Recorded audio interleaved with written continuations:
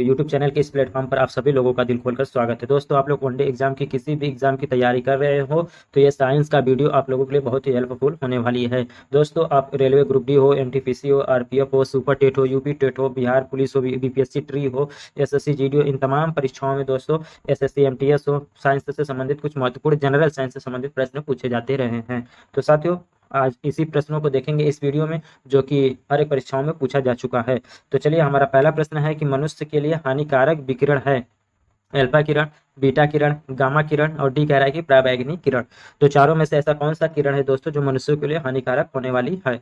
तो क्या हो जाएगा दोस्तों? तो पराबैंगनी किरण इसका सही जवाब हो जाएगा। यानी कि फर्स्ट पहले प्रश्न का हमारा सही जवाब क्या हो जाएगा दोस्तों? तो ऑप्शन नंबर डी सही जवाब हो जाएगा। समताप मंडल में एक परत पाई जाती है जो कि ओजोन परत के नाम से जानी जाती है। वो हमें क्या करती है? तो पराबैंगनी किरणों से सुरक्षा प्रदान करती है। अन्यथा पराबैंगनी किरणों की वजह से हम लोगों को त्वचा कैंसर जैसी बीमारी हो सकती है। इसलिए पराबैंगनी किरणें क्या है? तो हम लोगों के लिए हानिकारक है। ठीक है दोस्तों, चलिए प्रश्न नंबर दूसरे की तरफ बढ़ते हैं। पेट्रोलियम किसका जटिल मिश्रण है? क्या प्रोपेन और ब्यूटेन का है, एथिलीन और एथेन का है, साइमोजिन और एथिलीन का है और डी कह रहा है कि रिगोलिन और हेक्सेन का है। तो पेट्रोलियम की बात किया जाएगा दोस्तों, तो क्या हो जाएगा हमारा ऑप्शन नंबर प्रोपेन और ब्यूटेन इसका सही मिश्रण हो जाएगा। ठीक है दोस्तों, इसको शॉर्टकट में आप बीपी से भी याद करते हैं। ठीक है दोस्तों, क्या? तो बीपी से भी याद कर सकते हैं, ब्यूटेन और प्रोपेन। ठीक है दोस्तों, अगर इसमें ऑप्शन एक बस दिया रहेगा प्रोटेन और ब्यूटेन में से अलग अलग, तो मुख्यतः कौन सा रहता है? तो ब्यूटेन में आप सही करेंगे। ठीक है दोस्तों, वैसे दूसरे प्रश्न का मिश्रण में पूछेगा तो हमारा ऑप्शन नंबर ए प्रोपेन और ब्यूटेन इसका सही जवाब हो जाएगा।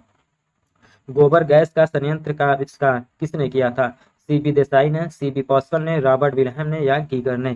तो जो गोबर गैस संयंत्र दोस्तों इसका जो खोज है वो सीबी देसाई के द्वारा किया गया है। यानी कि प्रश्न नंबर 3 का क्या करेंगे साथियों? तो हम लोग ऑप्शन नंबर ए को सही करेंगे। ठीक है साथियों, चलिए 3 नंबर प्रश्न के बाद हम लोग प्रश्न नंबर 4 की तरफ बढ़ते हैं। और 4 प्रश्न हमारा कह रहा है कि साबुन के साथ तत्परता से झाग न बनाने वाला जल है। ठीक है दोस्तों, एक तो झाग बनाने वाला जल होता है, एक न बनाने वाला झाग होता है, जल होता है। तो बताइए दोस्तों, क्या वो मृदु जल होगा, प्राकृतिक जल होगा, खनिज जल होगा या डी कह रहा है कि कठोर जल होगा? तो किसमें दोस्तों तत्परता के साथ यानी आसानी के साथ झाग नहीं बनाया जा सकता है? तो वह है कठोर जल। क्या होगा साथियों? तो कठोर जल इसका सही जवाब होगा। प्रश्न नंबर 5 है, निम्न में कौन सी गैस का ऊष्मांक सर्वोच्च होता है? क्या ब्यूटेन का, बायोगैस का, हाइड्रोजन का या मीथेन का? तो सर्वोच्च ऊष्मा की बात किया जाएगा दोस्तों, तो हमारा क्या हो जाएगा? तो ब्यूटेन इसका सही जवाब होगा। यानी कि 5 नंबर का ऑप्शन ए वाला सही जवाब होगा। किस अम्ल का उपयोग सीसा संचायक बैटरी में किया जाता है? क्या सल्फ्यूरिक अम्ल का प्रयोग किया जाता है, हाइड्रोक्लोरिक अम्ल का प्रयोग किया जाता है, नाइट्रिक अम्ल का प्रयोग किया जाता है या एसिटिक अम्ल का प्रयोग किया जाता है? तो अम्ल में सॉरी ऐसा कौन सा अम्ल जो सीसा संचायक बैटरी में प्रयोग किया जाता है वो है सल्फ्यूरिक अम्ल। क्या है साथियों? तो सल्फ्यूरिक अम्ल इसका सही जवाब होगा। प्रश्न नंबर 6 का ऑप्शन ए सही जवाब होगा। प्रश्न नंबर 7 है साथियों, कह रहा है अम्ल वर्षा किनके पर्यावरण प्रदूषण से बनता है? नाइट्रस ऑक्साइड एवं सल्फर डाइऑक्साइड, ओजोन एवं कार्बन डाइऑक्साइड, कार्बन मोनोऑक्साइड एवं कार्बन, कार्बन डाइऑक्साइड एवं नाइट्रोजन। तो जो अम्ल वर्षा है दोस्तों वो नाइट्रस ऑक्साइड एवं सल्फर डाइऑक्साइड। ठीक है दोस्तों, किसके किसके? तो नाइट्रस ऑक्साइड एवं सल्फर डाइऑक्साइड के सहयोग से पर्यावरण प्रदूषण जो है अम्ल वर्षा होती है। प्रश्न नंबर 8 है हमारा कि जल की संशुद्धि में कौन सा रसायन प्रयुक्त होता है? Potassium sulphate, potassium permanganate, sulphuric अम्ल या नाइट्रिक अम्ल? तो जल की शुद्धि में किसका प्रयोग किया जाता है दोस्तों? तो पोटेशियम परमैंगनेट का प्रयोग किया जाता है। किसका साथियों? तो पोटेशियम परमैंगनेट का प्रयोग किया जाता है। प्रश्न नंबर 9 है हमारा कि हवा का वाष्प घनत्व होता है। ये एकदम फैक्ट है, इससे आप लोगों को तो याद ही करना पड़ेगा, रटना ही पड़ेगा। क्या 1.0, 4.8, 9.4 या 14.4 होगा? तो जो हवा का वाष्प घनत्व होता है दोस्तों वो 14.4 होता है। क्या होता है साथियों? तो 14.4 होता है। यानी कि ऑप्शन नंबर डी सही जवाब हो जाएगा। पानी और चाक यानी कि जिसे खड़िया बोलते हैं के मिश्रण को पृथक किया जा सकता है? यानी कि किस विधि के द्वारा चाक और पानी को अलग अलग किया जा सकता है? हमारा विधि देख लीजिए क्या क्या है। अवसादन द्वारा, वाष्पन द्वारा, आसवन के द्वारा या निस्पंदन के द्वारा? तो किसके द्वारा दोस्तों साथियों चाक और पानी को अलग किया जा सकता है यानी कि पृथक किया जा सकता है? तो वह विधि हमारा अवसादन के द्वारा। कौन सी प्रक्रिया है साथियों? तो अवसादन। 10 नंबर में हम लोग तब ऑप्शन नंबर ए को सही करेंगे। प्रश्न नंबर ये दोस्तों ये बार बार परीक्षाओं में पूछा जाता है, बहुत ही इंपॉर्टेंट प्रश्न है साथियों। पूछता है कि माइका क्या है? क्या यह सुचालक होता है या कुचालक होता है ताप पे? तो साथियों हम बता दें विद्युत का ये कुचालक है। क्या हो जाएगा दोस्तों? तो ये विद्युत का कुचालक होगा। 11 नंबर का ऑप्शन नंबर ए सही जवाब होगा। प्रश्न नंबर 12 हमारा साथियों कह रहा है कि शुद्ध जल का क्वथनांक फ़ारेनहाइट स्केल पर क्या होगा? क्या 100 फ़ारेनहाइट होगा, 104 होगा या ऑप्शन आगे देख लीजिए 232 डिग्री या 212? तो क्या होगा साथियों? तो हमारा ऑप्शन नंबर डी सही जवाब हो जाएगा 212। सोडा वाटर बनाने के लिए प्रयोग होने वाली गैस है। ऑप्शन देख लीजिए, या SO2 है, CO2 है, या NO है, या CO है।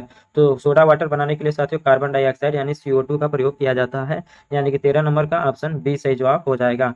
प्रश्न नंबर 14 कह रहा है कि ग्लूकोज का रासायनिक सूत्र है, क्या C8H15 है, C6H12O6 है, यानी कि बी वाला सही जवाब हो जाएगा। जो ग्लूकोज का रासायनिक सूत्र होता है साथियों वो C6H12O6 होता है, यानी कि 14 में तो ऑप्शन नंबर बी को आप लोग सही करेंगे।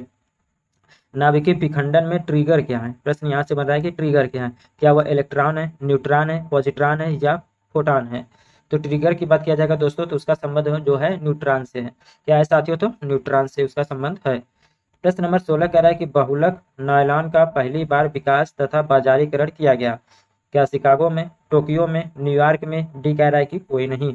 तो कौन सा शहर है साथियों? तो वो हो जाएगा हमारा ऑप्शन डी, न्यूयॉर्क। क्या हो जाएगा? तो न्यूयॉर्क पहली बार हुआ था।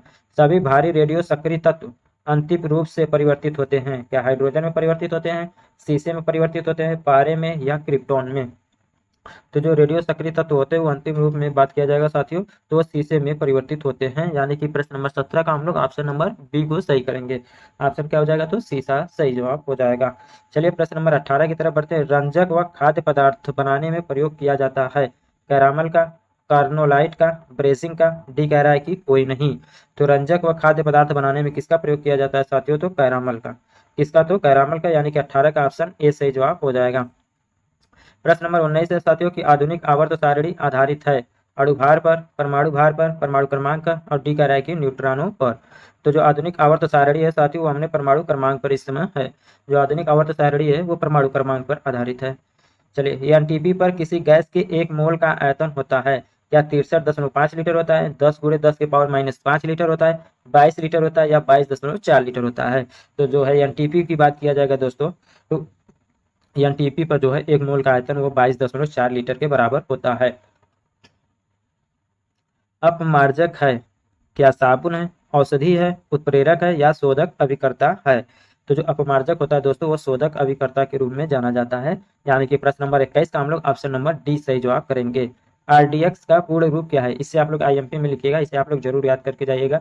ऐसा ना हो कि ये प्रश्न आ जाए और आप लोगों को इसका फुल फॉर्म न पता हो, तो इसलिए आरडीएक्स का आप लोग फुल फॉर्म जरूर याद करके जाइएगा। इसका जो फुल फॉर्म है दोस्तों क्या हमारा ऑप्शन नंबर है रिसेंटली डेवलप्ड एक्सप्लोसिव होगा, या रेक्टिफायर डेवलपमेंट एक्सप्लोसिव होगा, रिसर्च डेवलप्ड एक्सप्लोसिव होगा।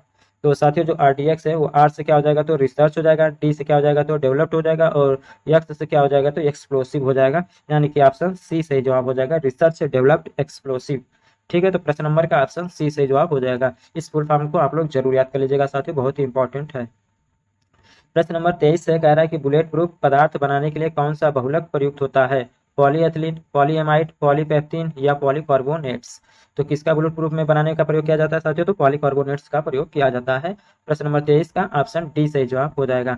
पानी में फिटकरी जिसे कि एलम नाम से जानते भी मिलाई जाती है, सेडिमेंटेशन की दर बढ़ाने के लिए, बैक्टीरिया को मारने के लिए, रंग हटाने के लिए, या मीठा स्वाद लाने के लिए।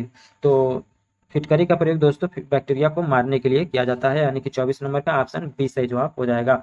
आप लोगों को साथियों कमेंट बॉक्स में फिटकरी का रासायनिक सूत्र बताना है कि क्या होता है। चलिए प्रश्न नंबर 25 से प्रयोगशाला में यूरिया का संश्लेषण सर्वप्रथम किसने किया, क्या ओहलर ने, रदरफोर्ड ने, आइंस्टीन ने, और डी कह रहा है कि कोई नहीं। तो आप लोगों को बता दें साथियों प्रयोगशाला में बनने वाला सबसे प्रथम यौगिक कौन है? तो वो है यूरिया। सबसे पहले प्रयोगशाला में किसका निर्माण किया गया था साथियों? तो यूरिया का किया गया था, और किसने किया था? तो ओहलर ने किया था, यानी कि 25 नंबर का हमारा ऑप्शन नंबर ए सही जवाब हो जाएगा। 25 के बाद हम लोग प्रश्न नंबर 26 की तरफ बढ़ते हैं दोस्तों। मेथनॉल जिसे कच्चा अल्कोहल के नाम से भी जानते हैं, यानी कच्ची शराब के नाम से जानते हैं, किस नाम से जाना जाता है? Rubbing alcohol, grain alcohol, would alcohol, या विकृत एल्कोहल। तो मेथनॉल को जो है वो वुड एल्कोहल के नाम से हम लोग जानते हैं, वुड एल्कोहल। ठीक है दोस्तों, चलिए आगे बढ़ते हैं। डीडीटी का पूर्ण रूप क्या है? डाइक्लोरो डाइएथाइल ट्राइक्लोरोमीथेन, डाइक्लोरो डाइबेंजीन ट्राइक्लोरो एथेन, सी कह रहा है कि डाइक्लोरो डाइफिनाल ट्राइक्लोरोमीथेन, और डी कह रहा है कि डाइक्लोरो डाइफिनाइल ट्राइक्लोरो एथेन। तो क्या हो जाएगा दोस्तों? तो डाइक्लोरो डाइफिनाइल ट्राइक्लोरो एथेन इसका सही जवाब हो जाएगा।